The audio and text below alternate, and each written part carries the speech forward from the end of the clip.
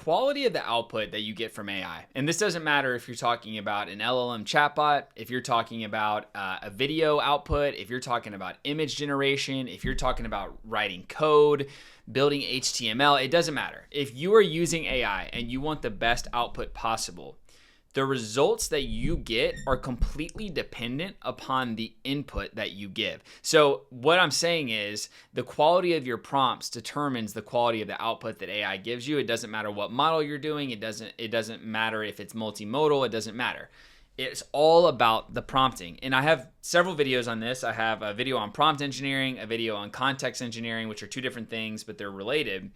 And I'll give you the TLDR. Basically, you should be using, especially for intense prompts, you should be using AI to build your prompts because the output will be, magnitudes better than if you were to prompt it yourself. So instead of going into ChatGPT, for example, and saying, I want to pull a deep research report of X, Y, and Z, click deep research, run it. You should go to ChatGPT and you should say, and by the way, I'm going somewhere with this. You should go to ChatGPT and say, build a prompt for the following task that I want to accomplish with ChatGPT Deep Research. And then you dump all the context in there and then it will build your prompt for you.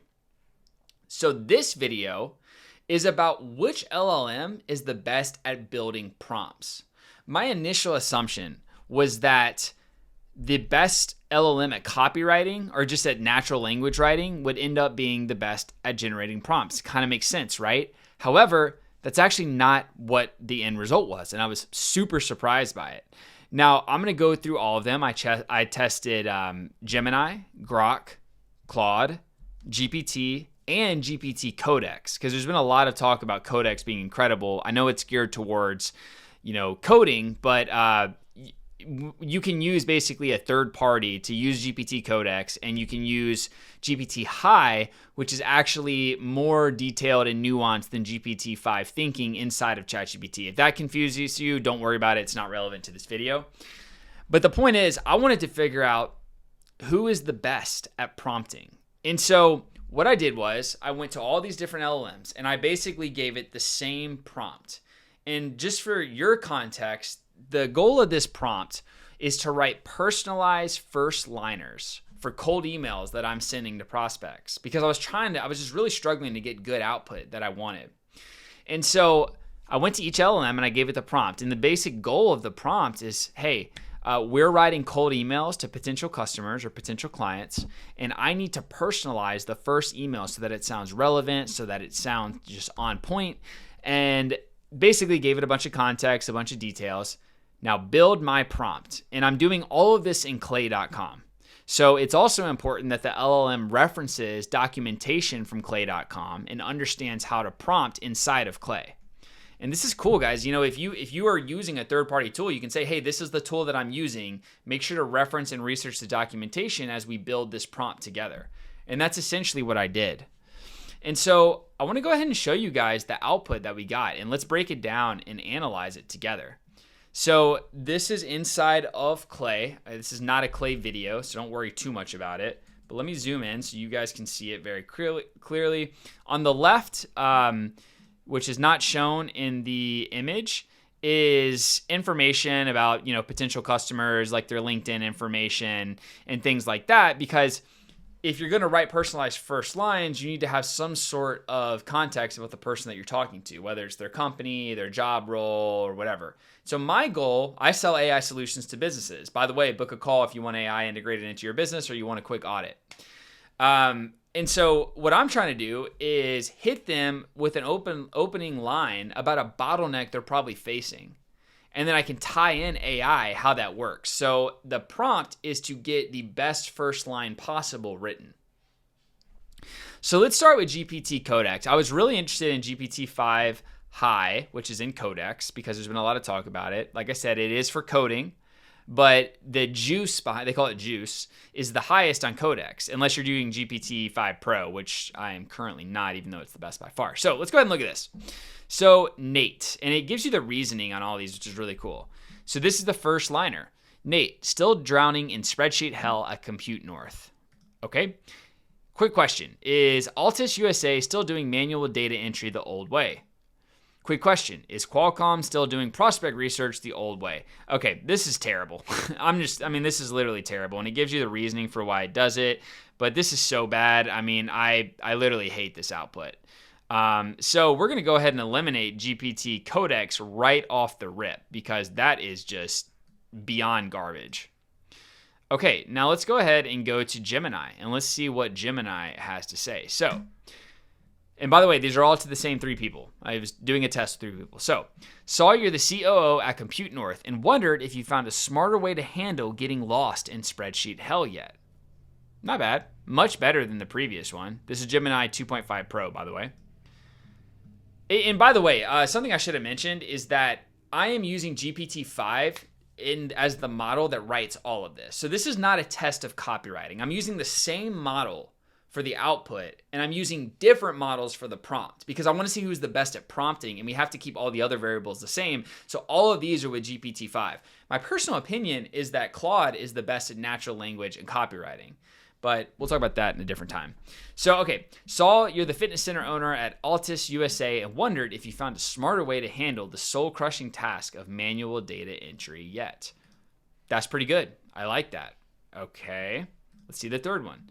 Saw you're the co-founder at Qualcomm and wondered if you found a smarter way to handle constant puzzle of calendar Tetris yet. This is pretty good. I like that. Here's one issue with it, is it's really pinpointed one specific bottleneck. When I'm coming to these businesses, what I'm really trying to do is just say, hey, what are some bottlenecks you're facing? Let's figure out how to solve them. But all in all, this is pretty solid. So now we're going to go to GPT-5 thinking. Actually, I want to go to Sonnet because, Sonnet's kind of like the undisputed GOAT, I guess you would say. Whoops. When it comes to copywriting. I gotta switch myself. Sorry. Oh my gosh. Okay. Sorry, guys. So Sonnet is basically the undisputed GOAT when it comes to copywriting. And my thought was that Sonnet was going to be the best by far. So let's take a look. Nate, imagine cutting Compute North server maintenance downtime 70% with AI-driven predictive maintenance that boosts availability by 15%. Curious how it works? Okay, that's an interesting hook. Just for reference, let's look at Gemini. So you're the COO at Compute North and wondered if you found a smarter way to handle getting lost in spreadsheet hell yet. I honestly don't know which one I like better. I would have to A/B test these because these are both pretty good. Steven, bet spreadsheet hell at Altus USA feels like an endless loop. How many hours is it stealing from your week? That's really good. Okay, I just realized I'm reading Grok. So let's go to Sonnet. Sonnet's like the undisputed GOAT of copywriting, right? So let's see how well it performs. Okay, so Nate, imagine cutting Compute North server maintenance downtime 70% with AI-driven predictive maintenance that boosts availability by 15%. Curious how it works? That's pretty good. Let's look at Gemini's. Okay, let's go back to see Sonnet option 2. Steven, what if Altus USA's fitness centers use AI-powered lead scoring to boost membership conversions by 25% in 90 days? Interested in a quick chat?